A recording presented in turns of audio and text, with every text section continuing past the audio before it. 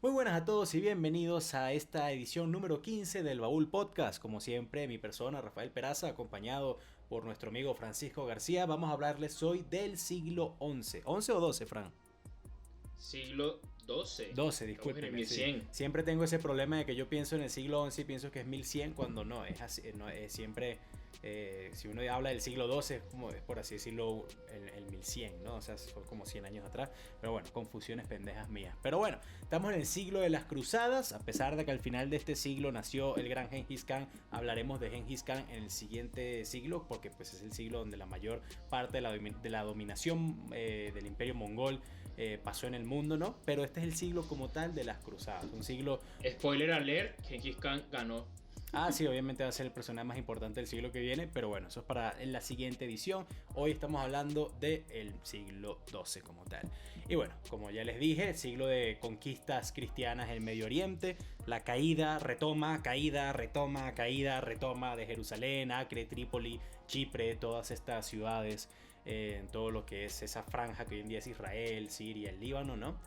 Y bueno, fundación también de organizaciones que pasarán a la historia, por ejemplo la de los Caballeros Templarios, que justamente hoy tenemos a un personaje de los Caballeros Templarios que es justamente el primer gran maestro y el fundador de esta orden, que es Hughes de Payens. Se lo estaré diciendo mal, disculpen mi francés.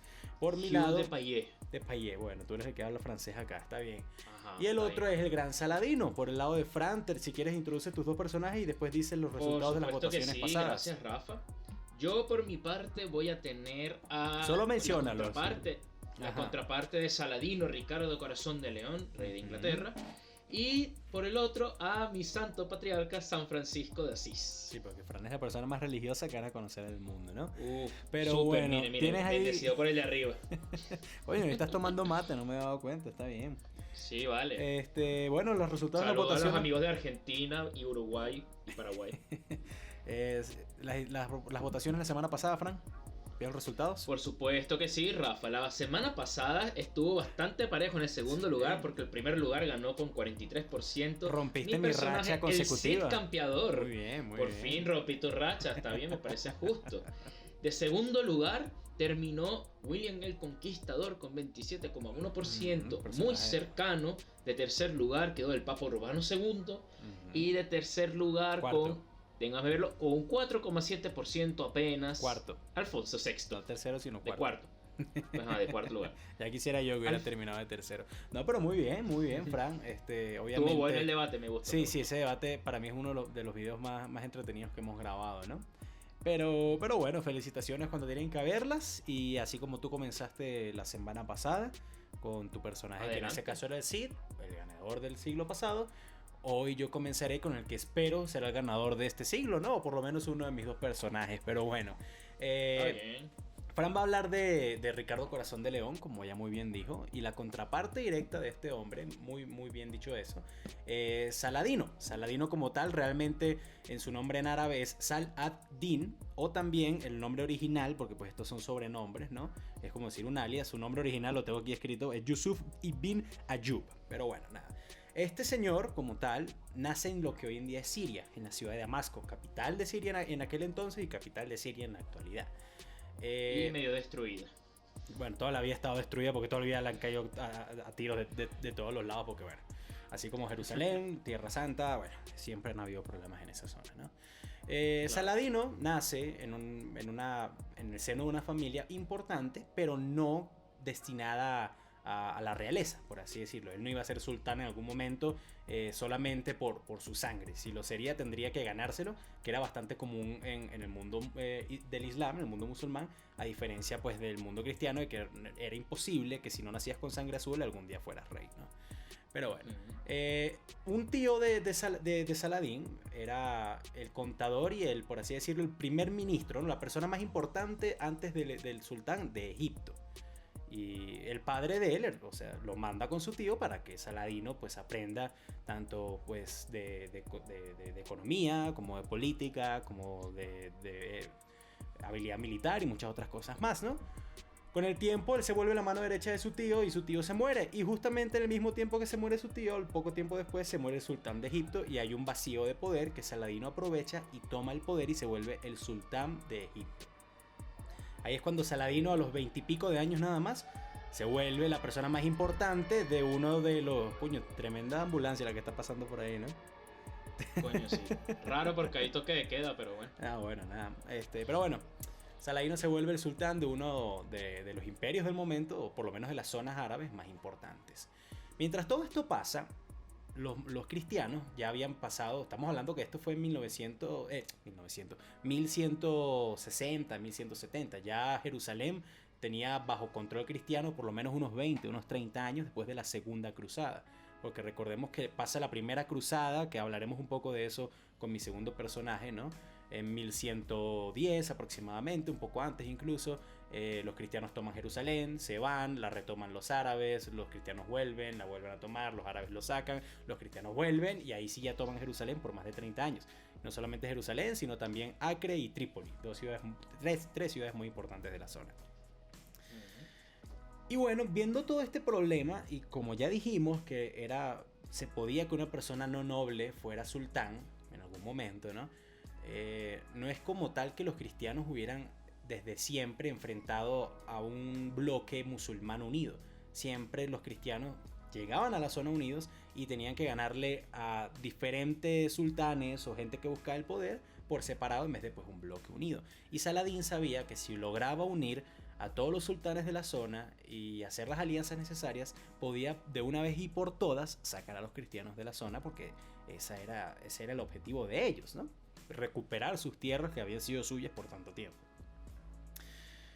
Y dicho y hecho, Saladino marcha a Damasco, la toma, no por la fuerza, pero sí hubo varios problemas, ¿no?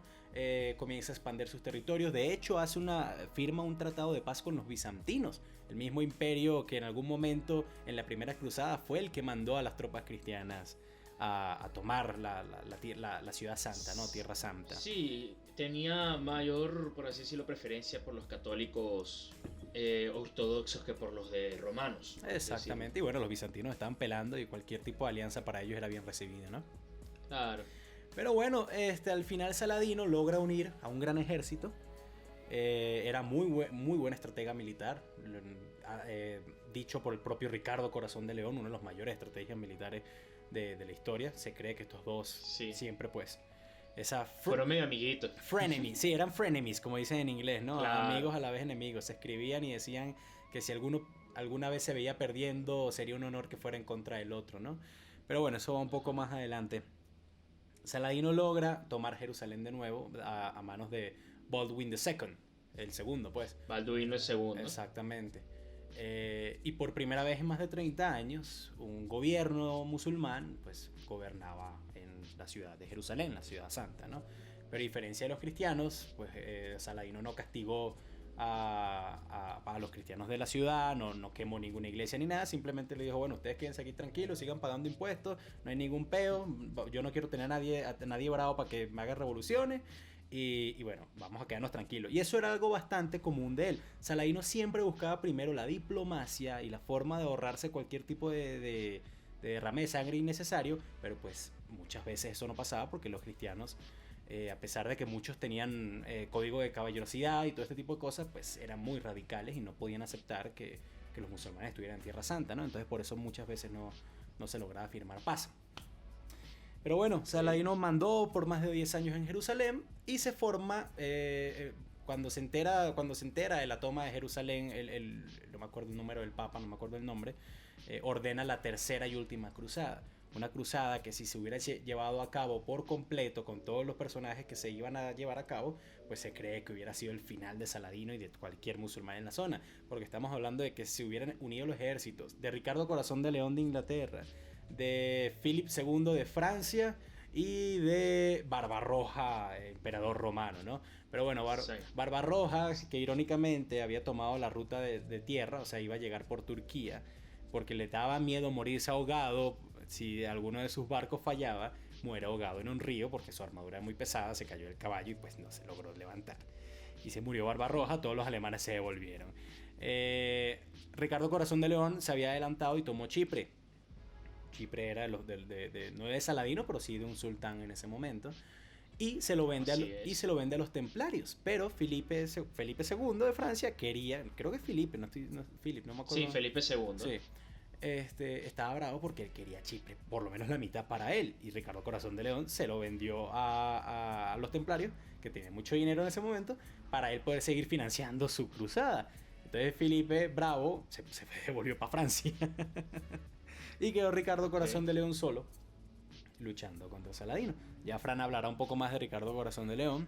Pero bueno, sí. El punto es que al final, después de tanto tiempo andar luchando, después de una victoria de Saladino, una victoria de Ricardo, una victoria de Saladino, una victoria de Ricardo, después de esa caballerosidad entre ambos y ese aprecio de uno con el otro, porque pues Ricardo Corazón de León no iba por ahí destruyendo todo como los anteriores cruzados y por el otro lado... O sea, Saladino en este sentido era tenía una fama muy generosa, por así decirlo, en el reino occidental, y de viceversa, Ricardo Corazón de León la tenía en el mundo oriental, por así decirlo. Exactamente. Yo creo que ellos dos fueron ese intercambio cultural. Dos caras de una misma moneda. Exactamente. Entre ambas direcciones, porque pues realmente los cristianos creían que los árabes eran unos monos subdesarrollados que pues no merecían estar ahí, y los árabes creían que los cristianos eran unas bestias sanguinarias que lo único que querían era sangre, ¿no? Entonces ese choque entre estas dos personalidades tan representativas e importantes de cada lado sirvió para que ambos lados se dieran cuenta de que pues, al final son humanos y están cansados de tanta guerra. Y por eso es que incluso, a pesar de que Ricardo Corazón de León tuvo grandes victorias, al igual que Saladino, no veían que esto pudiera llevarse a más allá, o que hubiera un claro vencedor, y que si alguien ganaba, el precio de la victoria iba a ser demasiado caro, ¿no? Por eso Ricardo, que también tenía problemas en casa, decidió regresarse y pues nunca más volvió, porque bueno, ya Flan hablará de cómo murió Ricardo Corazón de León. El león, muy estúpido, pero... el león que murió por la hormiga, así escribieron justamente los ingleses. Y bueno, por andar sin armadura. Saladino al final logró unificar toda la zona, más nunca, bueno, no en los siguientes 800 años, porque los ingleses volverían después del Imperio Británico, ¿no? Pero más nunca un reino extranjero logró mantener presencia en Jerusalén desde la salcada de la tercera y última cruzada. Y Saladino es recordado tanto en el mundo árabe como en el mundo cristiano como una de las personalidades más importantes de esa época, y como esa muestra de que se puede llegar a algún tipo, por así decirlo, de trato, ¿no? Como de igualdad entre ambos lados, como Fran dijo, de la misma moneda, ¿no? Que puede existir diplomacia a pesar de no ser diplomacia, de la misma creencia. Exactamente. Porque bueno, así como les dije, Saladino pues tuvo tratados de paz con Ricardo Corazón de León, que era católico, tratados de paz con los bizantinos, que eran católicos ortodoxos, tuvo tratados de paz también con los mamelucos en Egipto, que a pesar de ser islámicos pues eran más radicales, que él era sunita si no estoy mal, Saladino. También tuvo tratos con los chiitas en Siria, porque pues él originalmente venía de Egipto y después fue que tomó Siria más o menos a la fuerza, como les dije. Entonces era eso, realmente que se podía llegar a algún tipo de acuerdo y parar el derramamiento de sangre que duró casi 100 años en esta tierra santa, que bueno, que fue víctima de tanta violencia durante tanto tiempo. Así es. Bueno, ya si quieres paso yo. Dale, que se complementa. Yo creo que esta va a ser la primera vez de que no nos vamos a pelear, porque yo creo que estos dos personajes tienen el mismo criticismo. Ya quedaría de parte de la audiencia ver qué le parece más importante en comparación también con los otros dos. Porque ahora empiezo yo con Ricardo Corazón de León. Ricardo Corazón de León le dicen el rey del sí y no. Casualmente. Porque nunca estuvo más de 6 meses en Inglaterra. Cosa que no sabías tú hasta que te lo dije antes de grabar, pero bueno. Exactamente, pero investigando también sí lo vi. Sobre todo, él fue mucho más querido en lo que era Aquitania, lo que era Normandía. ¿Verdad? Sí, hay rumores de que ni siquiera hablaba inglés, porque él se crió en Francia. O sea, recuerden que, como dijimos en el siglo pasado, William el Conquistador, que venía de Francia, conquistó Inglaterra, e Inglaterra y parte del norte de Francia eran una misma nación, ¿no? Exactamente. Entonces, bueno, básicamente lo que hace Ricardo es que él se revuelta. Hace una revuelta contra el rey que era Enrique II. Se revela, ¿no? Se revela. Sí, se me olvidó la palabra. Se revela contra Enrique II. De su padre.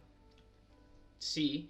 Y en esto él agarra el trono, básicamente. Entonces él vuelve a unir lo que era estas todas disputas internas porque había mucha gente que quería el trono de Inglaterra. Y es algo que después va a seguir ocurriendo hasta que llegue la primera casa, que es la casa de los Gate, algo así, en un nombre raro. Pero que vendrían después la casa de esa, la casa de York, la de Lannister, no, Lancaster. Estás mezclando vainas. Sí, la de Lancaster, la de York, hasta que por último la famosa casa Tudor, que era la de Enrique VIII. Pero hasta este momento, claro, el centro, o sea, efectivamente Inglaterra tenía cierto poder, no era el reino más poderoso del momento, era Francia en este entonces. Pero con Ricardo Corazón de León, él tiene esta figura que fue muy poetizada en todo este momento como un gran militar, un gran rey, ¿verdad? Así como mismo Saladino. Ricardo logra, por así decirlo, unir lo que era Inglaterra otra vez, o sea, logra calmar el tumulto político que existía en el momento. Tenía muchos hermanos que se rebelaron todo el tiempo. Exacto, tenía muchas revueltas, logra calmar todo esto y aquí es cuando él empieza a planear las cruzadas, ¿verdad? Ricardo ya había tomado la cruz como conde de Poitou, no sé si, creo que lo estoy pronunciando bien. Él era duque de Aquitania y Normandía antes de ser rey. Y claro. Él se mantuvo con ese título, era el rey de Inglaterra y duque de Aquitania y Normandía.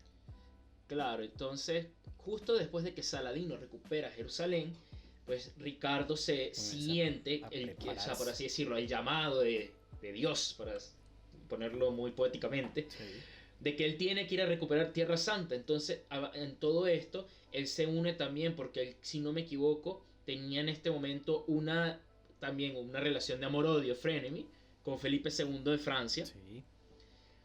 Pero dicen, vamos a recuperar Tierra Santa, y se unen, y es cuando se va a hacer la Tercera Cruzada. Que logran, como bien dijo Rafa, agarrar Chipre, ocupan Sicilia, también Ricardo ayuda a ocupar Sicilia, que como había mencionado Rafa antes, los normandos habían ocupado Sicilia. Ricardo también logra otra vez ocupar Sicilia, agarran Chipre, que Chipre está justo abajo de Grecia, más o menos una isla entre Turquía y Grecia. Y de allí ellos salen otra vez a Jerusalén y ocurre lo que es la Tercera Cruzada. Ricardo logra ganarle batallas a Saladino, así como también perderlas, por eso como que militarmente estaban muy a la par, no por así decirlo, no hubo una tendencia de que uno fue superior al otro, porque, y aún así ambos se escribían muy bien, incluso que existe unos escritos de Ricardo Corazón de León, diciendo de que Saladino, para él era un noble, o sea, era un noble. Caballero. Un caballero de una nobleza gigante, ¿verdad?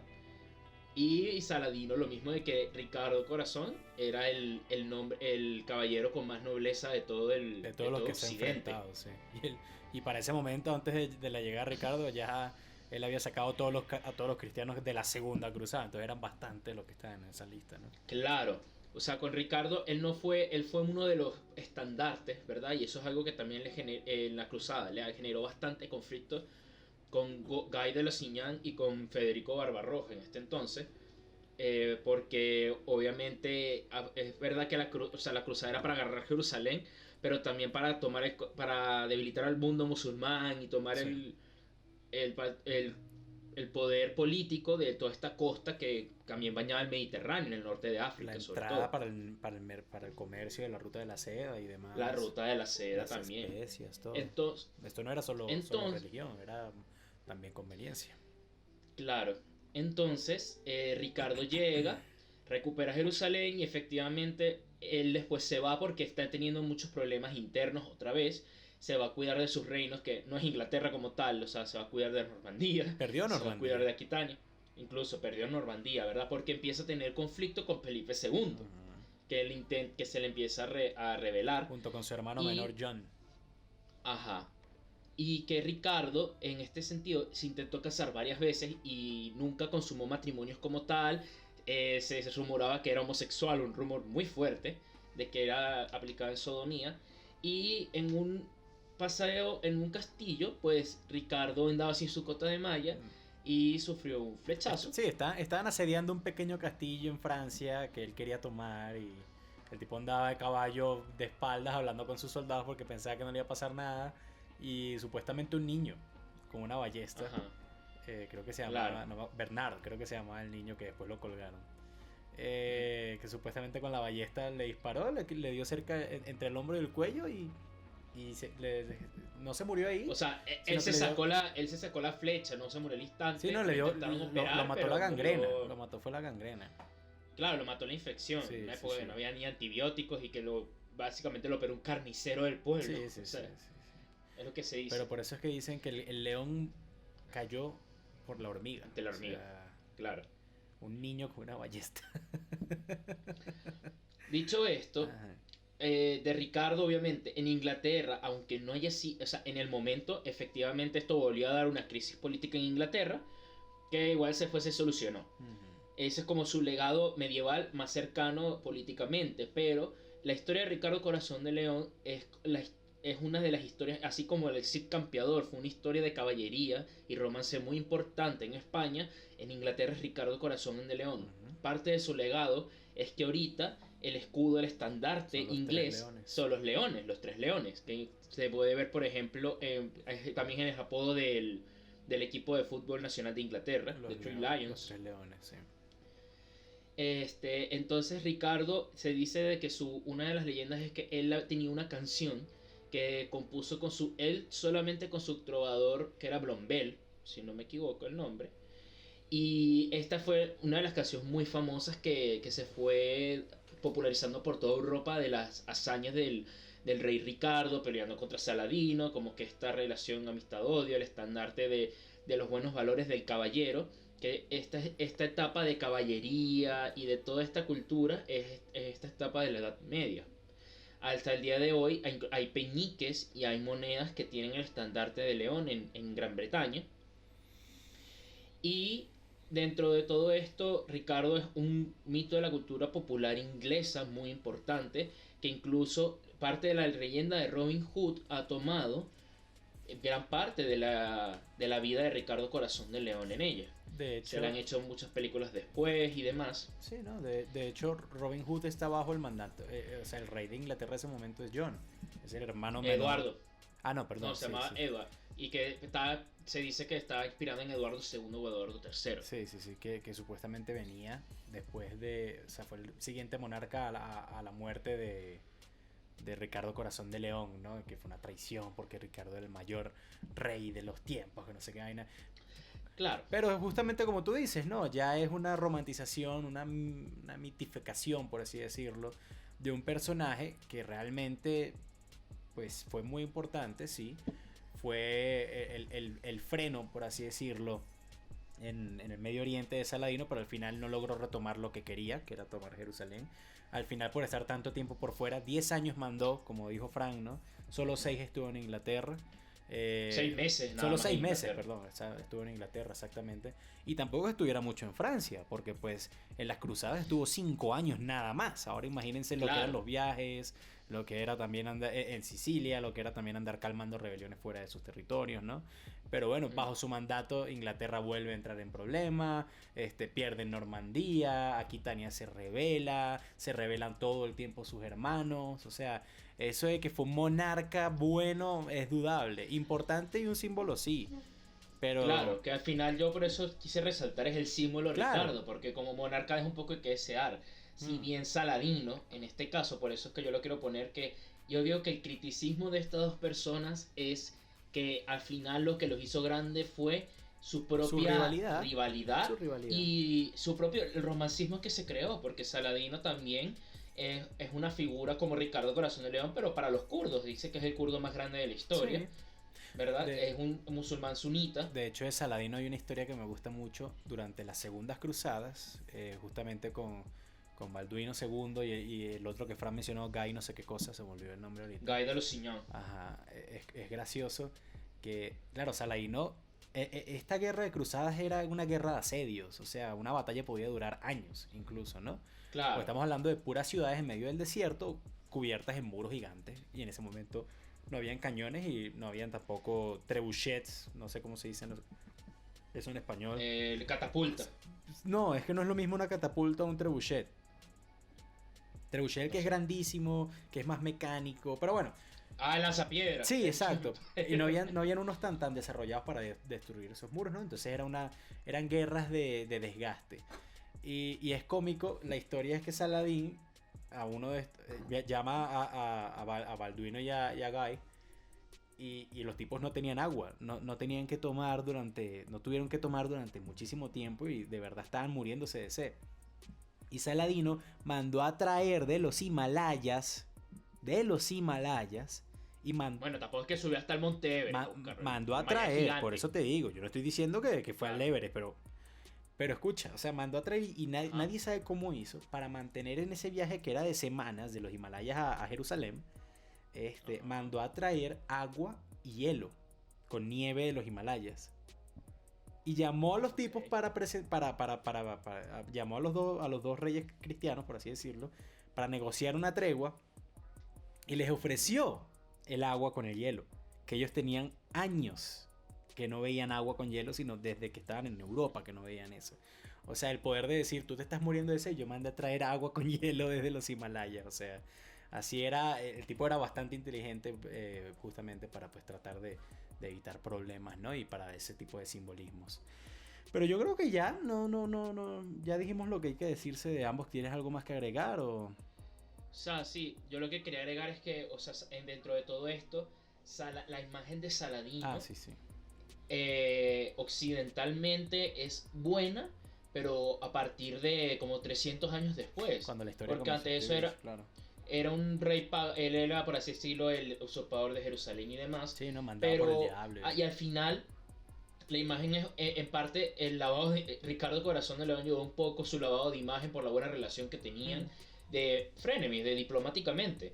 Porque incluso Saladino junto con Ricardo aparecen en la Divina Comedia de Dante Alighieri, sí. Solo que Ricardo aparece en el cielo y Saladino aparece en el purgatorio, como gente de una nobleza característica.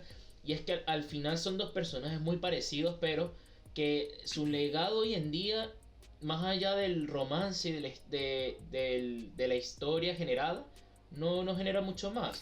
Bueno, Saladino fue el que sacó a los cristianos y más nunca volvieron a Jerusalén. Pero igual, sí, es como tú me dijiste el año pasado, o sea, no él fue la primera ni el único que sacó a los cristianos. Cuando yo leí las primeras cruzadas, los iban sacando cada rato y los musulmanes eran la fuerza poderosa allí. Los cristianos al final iban básicamente por creerse la última Coca-Cola del desierto. Eran más cristianos en la segunda y la tercera cruzada que árabes. Pero estaban lejos de su tierra. Claro, pero eran más. Y ellos tenían, bueno, tú sabes, el romanticismo de tener que volver a tomar la piedra. Claro, pero si por eso yo puedo decir que cuando Hitler o Napoleón fueron a Rusia eran muchos más. Sí, bueno, pero Saladino realmente jugar fuera de casa, a Saladino lo que se le atribuye parte pues de esa rivalidad con Ricardo Corazón de León fue por fin unir desde Mahoma, que no se unían como tal todos los musulmanes de esa zona, y fue sacar al enemigo común de esa zona y no dejar que volvieran hasta que un imperio como el británico 800 años después lo hicieron.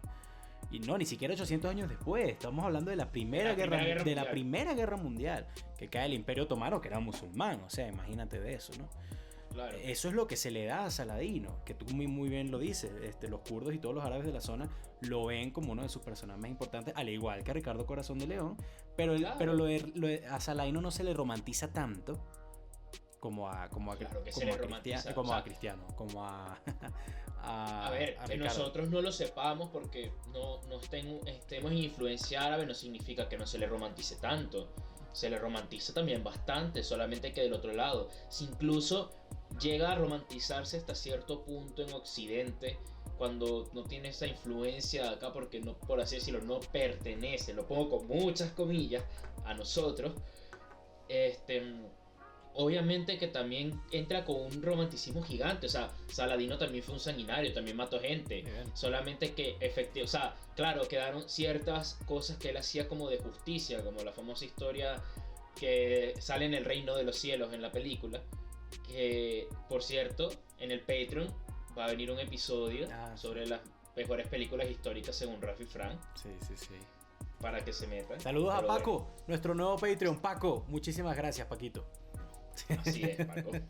En fin, que al final de todo Saladino dejó entrar a Goy, no era a Goy de los Siñán, era a uno, sí, eran varios. un general, Sí. a buscar a su familia, y al final le piden ayuda a los de Jerusalén, y él empieza a pelear rompiendo la tregua con Saladino, que Saladino dice no pasa nada, y aún así les deja retirarse. Y es lo mismo, o sea, Ricardo Corazón de León en parte también cuando en las ciertas victorias que tuvo contra el ejército de Saladino permitió que, si bien le mató mucha gente, Saladino reconocía como que en vez de perseguirlos a terminar de aniquilarlos, los dejó como retirarse de manera muy noble y demás. Es como que hay mucho romanticismo en la historia de estos dos que son, al final uno es el ícono de la cultura sarracena y el otro es ícono de la cultura inglesa y sí, católica. Anglo-católica de ese momento, porque después se cambia la religión.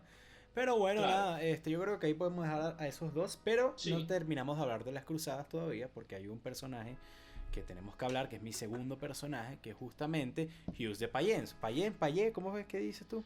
Hugh de Payet. Hugh de Payet. Pero bueno, nada. Hugh de Payet. Hugh de Payet, Ajá. a diferencia de la época de las cruzadas que estamos hablando ahorita, es de las primeras cruzadas. Este señor de hecho nace en el siglo XI, nace en el 1070, pero bueno, lo más importante del vino fue en este siglo porque pues él muere en 1036, ¿no? Este era un señor noble, no de nuevo, no de nobleza grande, no era el más importante de los nobles, pero seguía siendo un caballero que bueno, que como muchísimos otros caballeros marchó durante la primera cruzada para ir a recuperar Tierra Santa, ¿no? Para liberarla, porque en ese momento todavía no la habían tomado. Pero de todas formas este era un señor muy religioso, se consideraba a sí mismo un monje, nunca se casó, nunca tuvo relaciones sexuales supuestamente. Y él se dio cuenta de una cosa porque él viajaba mucho entre Europa y el Medio Oriente. Él peleó muchas veces, pero siempre iba como a reclutar más gente, ¿no? A Europa para traer más soldados a Tierra Santa. Y se dio cuenta de que si tú no eras un caballero o viajabas con un ejército, pues era muy peligroso estas vías. Entonces tú veías a muchísimos cristianos que estaban peregrinando, ya sean monjes o ya sean simplemente plebeyos, con la cabeza cortada de un lado del camino, porque bueno, había muchos ladrones, no necesariamente musulmanes, sino había muchos ladrones, porque los musulmanes por lo general cuando se hablaba de soldados, si mataban a alguien, no lo robaban porque pues eso no era parte de la cultura de ellos, pero pues estos cuerpos estaban todos sin las cruces de plata que cargaban, o sin monedas, sin dinero, sin ropa, sin lino, sin nada de eso, ¿no? Entonces él, junto a otros caballeros que compartían sus ideales, decide fundar que no era nada nuevo en ese momento, ya había muchas hermandades de caballeros, y decide fundar la Hermandad de los Caballeros Templarios, que de hecho es bastante cómico, que si tú te pones a ver el escudo de los Caballeros Templarios, son dos caballeros en un caballo. ¿Por qué? Porque ellos eran pobres, no podían tener un caballo para cada caballero. Literalmente es por eso. Y bueno, este señor funda en 1116 la Orden de los Caballeros Templarios. Y con permiso de Balduino I, que sería el abuelo del Balduino II que hablamos hace ratico, perdón, se dedica a cuidar estas vías, justamente para que pues toda la gente pueda pasar a Tierra Santa sin pues correr tantos riesgos.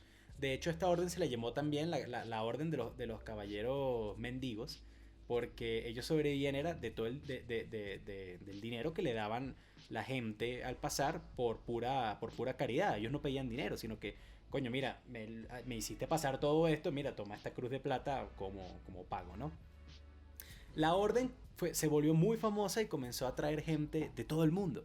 De hecho, esta es la primera organización supuestamente cristiana en tener gente de casi cualquier nacionalidad del mundo del mundo de la cristianidad, lo que en inglés es el Christendom, ¿no? Que podía llegar desde Bulgaria hasta Escocia, ¿no?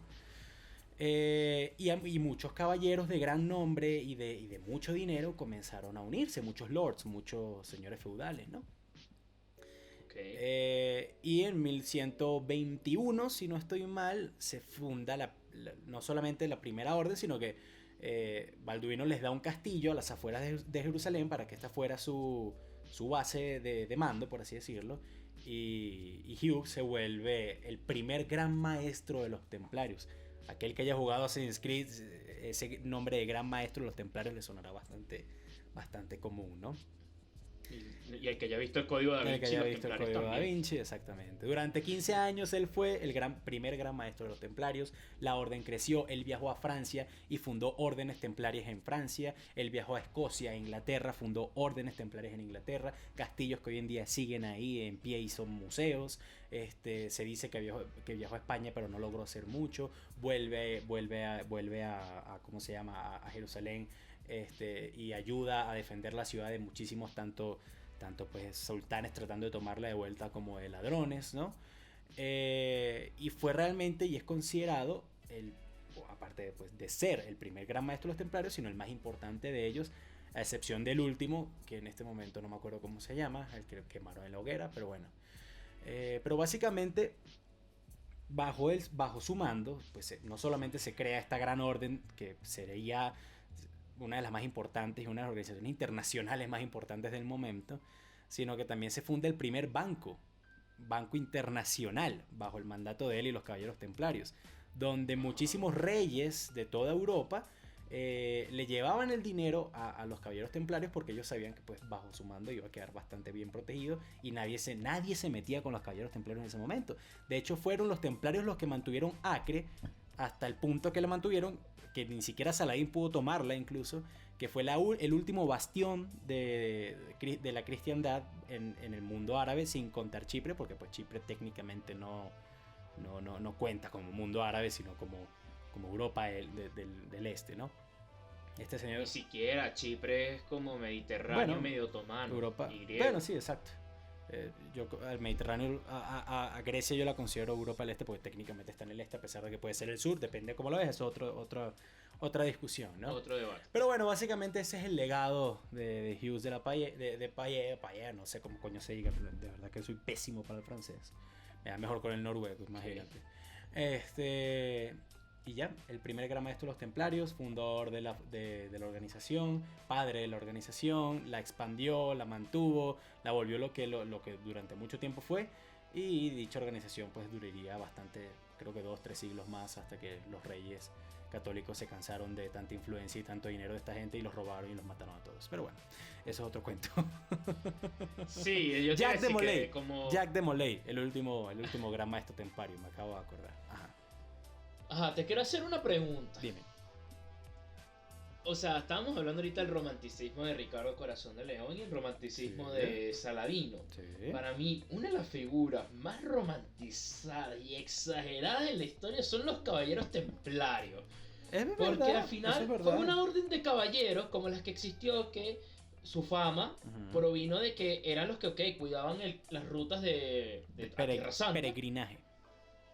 Y su verdadera, incluso hasta la época aburrida de los caballeros templarios, porque la época que a todo el mundo le gusta fue cuando los matan a todos, tienen que huir, y es cuando se crean todas estas clases de teorías de conspiración de que ellos estaban protegiendo el linaje de Cristo en la tierra, de que todo el Santo Grial, todas estas cosas, que al final hacen muy buenos juegos, muy buenas películas. Pero no, hasta cierto no, eso es verdad. De los caballeros templarios. Mira, los caballeros templarios, como yo te estaba diciendo, ¿no?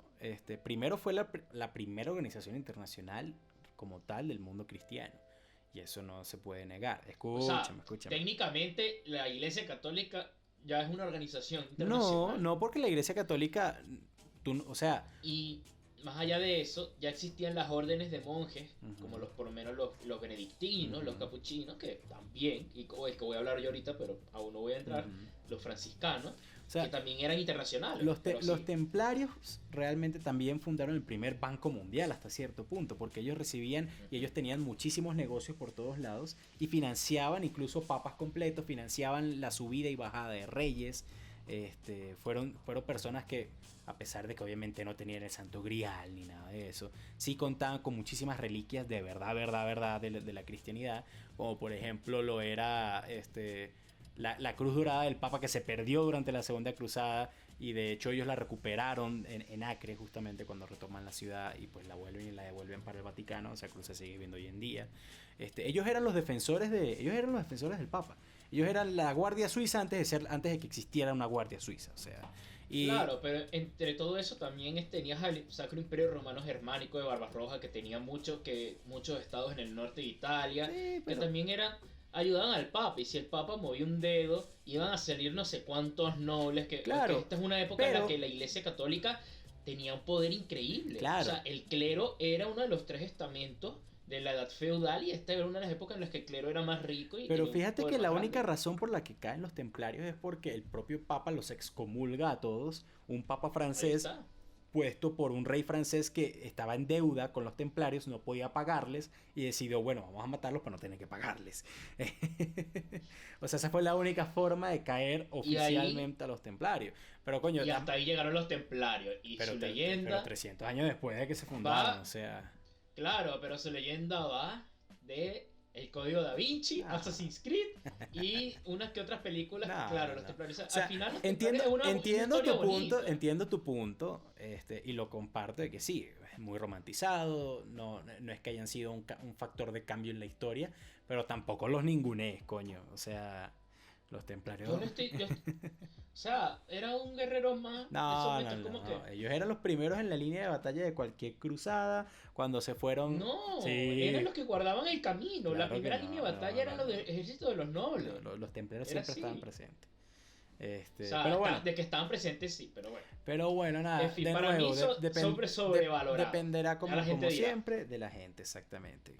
Coméntanos de tu monjecito. Vengo yo. Bueno, San Francisco de Asís. San Francisco de Asís, ok, en este periodo histórico él vive 44 años, de los cuales en este siglo vive, si no me equivoco, 26. Y del siguiente vive 18, O sea, 18. es más o menos contemporáneo a Payé. Ajá, exactamente. San Francisco de Asís fue canonizado muy poco después de su muerte, y entre muchas de sus cosas que se le reconoce, él creó y fundó la orden franciscana, que hasta hoy en día es una orden eclesiástica que existe. Es el patrono de los veterinarios, se dice que es el defensor de los animales, porque San Francisco de Asís, más allá de, ok, aquí poniéndonos serio, más allá de que es verdad, es un monje, ha tenido una influencia, en la época su influencia, más allá de ser un monje, fue el que él fue una rebelión a todo esto que acabo de mencionar yo del clero, de toda esta opulencia que pues cualquiera que lea la Biblia y lo que dijo Jesús es como Jesús era una persona, por así decirlo, muy humilde, no era siempre como, por lo menos cuando echa a los fariseos porque profanaban el Los templo, fariseos. claro, eran los filisteos. No me acuerdo, pero en Venezuela Bueno, tú sabes que fariseo a los es otra comerciantes vaina. de sus templos. Ajá, Ajá. ajá. O sea, el catolicismo hasta cierto punto predicaba mucho la humildad, pero eso cambió cuando, por así decirlo, el Vaticano empezó a ganar un poder gigante. Obviamente. Y las iglesias estaban llenas de oro, de piedras preciosas y de todo eso. Pregúntale a Incluso, los vikingos. ajá, y después, incluso después cuando conquistaron América, todo el oro se lo llevaron para las iglesias. La mayoría, por lo menos los Y españoles. en los españoles. Sí, porque los Exacto. ingleses, Y eso de oro en las iglesias nunca fueron muy fanáticos de eso. no, pero es que en esa época ya eran anglicanos. Por eso, pero pues sigue siendo iglesia. Claro. Sí, pero bueno. Entonces, esta es la época básicamente de la sociedad feudal en todo su esplendor. Y en esta época, la iglesia, el clero, era uno de los mayores poderes porque la gente de verdad pensaba que se iba a ir al infierno si el cura te mandaba al infierno. Ah, no, y recuerden que la excusa como tal de las cruzadas es que se le garantizaba el cielo a cualquiera que luchara en nombre de Dios, ¿no? Exactamente. O sea, era comprar el cielo. Bueno, sí, pero si es por eso, los musulmanes siempre dijeron que si hacías guerra santa te ibas al cielo con 72 Sí, bueno, vírgenes. no, obvio, Entonces, pero... no es un concepto nuevo. No, sino que es para que mucha gente también pregunta por qué se hicieron las cruzadas y también era por eso, o sea... Claro. Estos reyes que sabían que eran unos sanguinarios en muchos aspectos, pues querían ganarse el cielo, ¿no? Entonces... Bueno, más que todos los soldados. También, Porque no, los bueno, reyes los eran... caballeros también. Los Sí. caballeros eran reyes. Pero en pues. fin, Francisco, él no se llama Francisco, su nombre original, lo tengo aquí anotado, déjame leerlo, es, y casualmente, que sí, creo que por él es que se empieza el nombre Francisco en general, porque su nombre original era Giovanni di Pietro Bernardone. Me pregunto ¿verdad? de dónde será.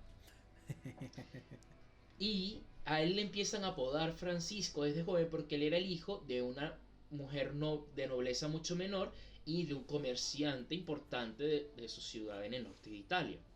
Él no nació en pobreza ni nada, nació la verdad con bastante opulencia. Y le empiezan a apodar Francisco porque con los viajes de su padre, él le gustaba mucho ir a Francia, le gustaba mucho las trovas francesas, los trovadores franceses, y le gustaba hablar mucho francés. Entonces el nombre Francisco, el origen, es es de origen italiano y es una persona que le gusta hablar mucho el francés, que habla bien el francés. No sabía. Es bastante gracioso. Y de allí es que viene el nombre, No, por eso le empiezan a decir Francis. Pero Francis habían ya varios reyes y antes, o sea, no fue el primero, pero curioso de todas formas ¿cómo se llama? Pero creo que Francis se traduce, o sea, no, los nombres no se traducen, pero el equivalente es más bien como Franco, no Francisco. Okay. Entonces, bueno, Francisco, le empiezan a decir, es Francisco, y él no nació en la ciudad de Asís, que es una ciudad que existe en el norte de Italia. Él nació en otra ciudad y a partir era todo un fraude. Ya va. Él es Francisco de Asís porque allí es donde él va y funda la orden franciscana, porque él era una persona rica, él era una persona, o sea, en esa época no existía la burguesía como tal, no existía, pero los que eran los artesanos, los panaderos, los herreros, era como la clase burguesa que estaba empezando a nacer, sí. Junto con los primeros banqueros que eran los judíos que se sentaban en el banco y eso. Ajá. Y él vivía una vida muy cómoda y además, y se sabe de que él empieza a cambiar cuando empieza a tratar con los leprosos. Él empieza a ver a los leprosos, y el que no haya visto, la lepra es una enfermedad que visualmente es bastante crudo de ver, se te cae la piel básicamente. La carne. Y a él le daba asco ver a los leprosos y tuvo que empezar a tratar, y su padre, para darle una lección de humildad, lo reprendió severamente. Y luego de todo esto, él empieza a cambiar su mentalidad, y entonces él se acerca más a la iglesia porque él dice que su vocación era él dice que encontró su vocación, de que él escuchó el llamado de Dios y que bueno, su vocación era empezar a ser sacerdote y ayudar a los más necesitados, ¿verdad? Es aquí cuando Francisco empieza a entrar a la iglesia, y podía, al final, ser monje en esa época era un lujo, o sea, era una manera de subir en la escala social del momento, por así decirlo. En las familias reales siempre había un hermano que no estaba tercero en la línea de sucesión y era el que lo mandaban hacia cura, por ejemplo. Terminan siendo obispos. Sí. Obispos, cardenales y demás. Él empieza en la iglesia y él, leyendo la Biblia, porque era una persona que sabía leer, empieza a darse cuenta de que los propios sacerdotes no vivían acorde a las enseñanzas católicas, que predicaban la sencillez, predicaban la humildad, el despojo, y todos estos sacerdotes tenían anillos de oro con diamantes, túnicas púrpuras, que era el color más elegante y más caro de producir en la época. Exactamente. Y a raíz de todo esto, Francisco empieza a criticar abiertamente a la iglesia católica, y en ese momento él empieza, dentro de la iglesia, una rama de la propia iglesia lo ve como un enemigo, porque este es un momento que había muchos movimientos anticlericales contra lo que eran los papados. Francisco empieza a peregrinar ayudando a los enfermos, y cuando llega así, entonces personas se le van uniendo, ¿verdad? Y él aquí decide que él quiere crear su orden en donde, él va a dejar que la gente que quiera esa opulencia de la iglesia, pues la tenga, pero él va a crear una orden basada en la humildad, en lo que se predica en la Biblia. Y obtiene una resistencia muy fuerte dentro del mismo clero, hasta que logra convencer al Papa Inocencio III de que le dé la primera orden, o sea, para poder ser una orden oficial. Y al final él logra convencerlo porque el Papa mismo dijo, bueno, prefiero tenerlo de mi lado, así me critique, en vez de otra persona oponiéndose a mis papados y a cómo se maneja la iglesia. Esta orden empezó a ser muy popular porque viajaba por los pueblos, ayudaba a los enfermos y de verdad predicaba la humildad. Incluso se considera a Francisco de Asís como las personas después de Jesucristo que vivió de la mejor manera como católico y cristiano. Búscalo, no te rías. San Pedro se está revolcando en su tumba, pero bueno. No, es en serio, porque al final San Pedro negó a Cristo. Tienes que recordar eso, es como que vivió su vida así. Bueno, pero no estoy diciendo que sea negar a Cristo no es, tú dijiste la vida más humilde y la vida más de servitud. Eso no tiene nada que ver. Claro, la mejoría según los valores cristianos. Pedro tuvo dudas de Cristo y antes de todo... Pero a Pedro lo iban a matar y al final lo terminaron matando justamente por eso, ¿no? Pero... Bueno, pero al final él lo reconoció. San Francisco vivió en una época donde al revés, si tú no eras cristiano te mataban. Era el total opuesto, ¿no? Entonces era un poco más sencillo, me atrevo a decir. Pero era una época, pero era una época en la que la Iglesia Católica está muy profundamente corrompida. Pero de todas formas, mira, ni siquiera a Martín Lutero, que el tipo prácticamente le escupía a cualquier católico en la cara, lo mataron, no iban a matar a San Francisco. No, pero yo no dije que lo iban a matar, pero lo que yo estoy diciendo es que se considera, dentro de la misma teoría, de que él es de unas personas que ha vivido con más sencillez, no tenía nada. O sea, él vivía casi que era como un hippie en esa época, por así ponerlo en serio, era como protegía un hippie. A los animales. O sea, vivía casi que de la naturaleza y por eso ahorita se le considera patrono de los veterinarios, de los animales y demás. Y su influencia, su orden llegó a ser de las más importantes hasta aún hoy en día. Los frailes franciscanos son muy famosos y tienen presencia en muchas partes del mundo, que es parte de su legado.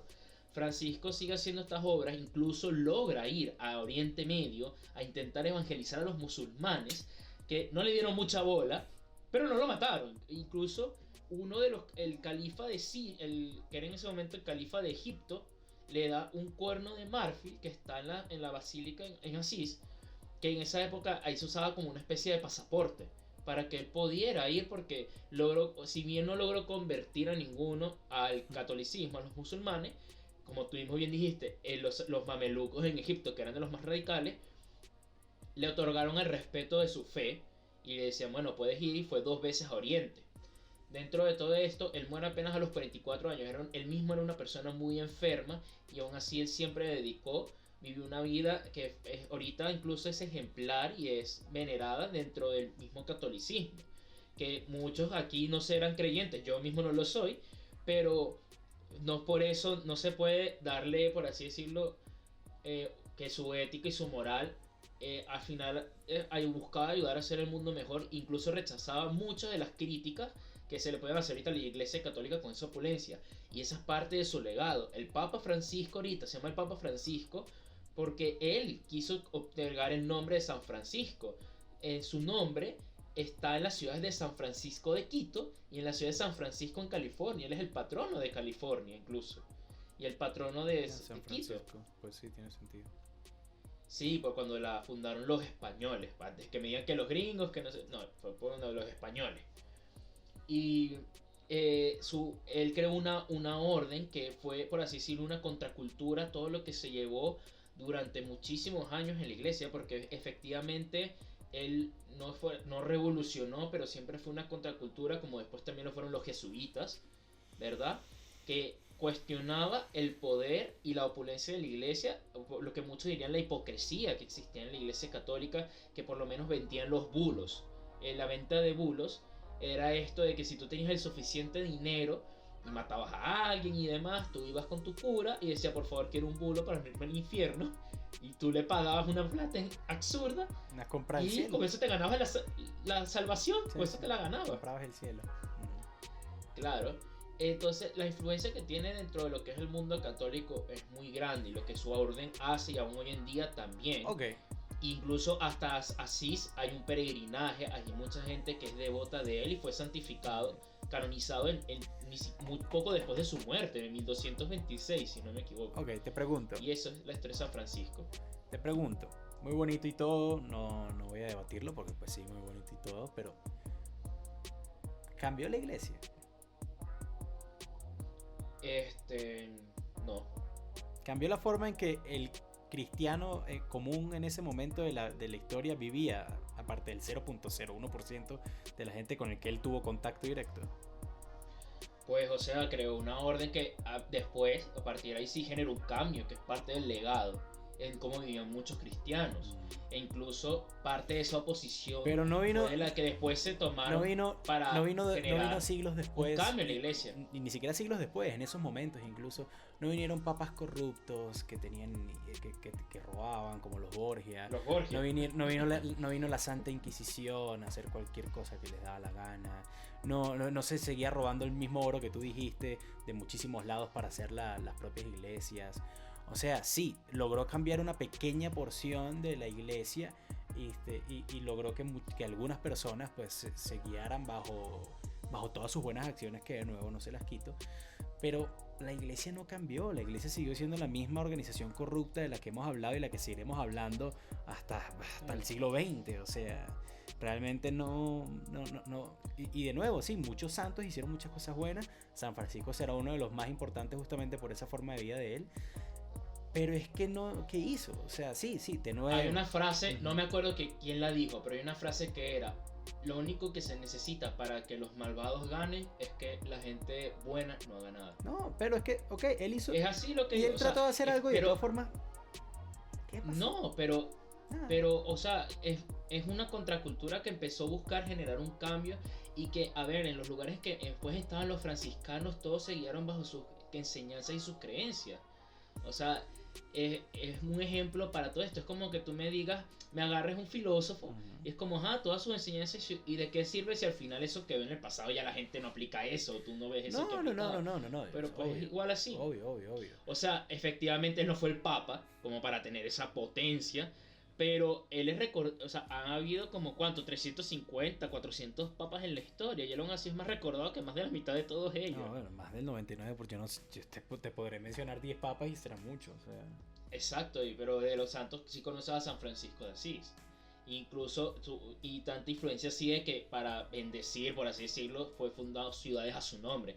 Mencioné estas dos que eran de las más famosas, pero hay una lista como de 50 ciudades que tienen por nombre por San Francisco. Pero, o sea, no es... pero bueno, nada, exacto. Ya quedará de la gente. Creo que este podcast podrá tener menos de 1 hora, Fran, si no estoy mal. Milagro, ¿no? Oye, sí. Hablamos de un santo y ocurrió un milagro. Mi santo, tú sabes. Pero bueno, amigos, recuérdenles de lo del Patreon, porfa, Fran. Bueno, otra vez les tenemos un grande saludo a Paco, nuestro segundo y a Sheila, Patreon. obviamente, como siempre. Y únete para saber por qué Rafa odia tanto la película Libertador y a Simón Bolívar. Sí, odio la película Libertador. Cáiganme los que me quieran caer. Odio Corazón Valiente y la mitad de las películas hechas por el pendejo de Mel Gibson. Pero bueno, nada. Y cree que Alejandro Magno es mejor que Troya. Para mí no, pero bueno. Yo dije eso, ¿no? Yo dije... No, perdón. No, mejor que 300. Peor. Dije que es mejor que 300 incluso, sí. No mejor. Pero bueno, amigos, como siempre, extendemos la invitación. Estamos hablando no de estos temas. Hablamos de historia y de cultura, pero de una forma más diferente, un poco más. Si creen que estos somos dos panas hablando, ahí somos más panas todavía hablando, ¿no? Claro. Así que pues bienvenidos para que disfruten el contenido que Paco y Sheila están consumiendo, ¿no? Recuerden que solamente somos dos pendejos debatiendo por cosas que no tienen sentido hoy en día. Y nada, les extiendo un abrazo a todo el mundo. Nosotros fuimos Rafael Perazzi y Francisco García para el Baúl Podcast. Es que estuve grabando video para el Baúl Actualidad hace poquito. Está bien. Y que tengan muy buen día.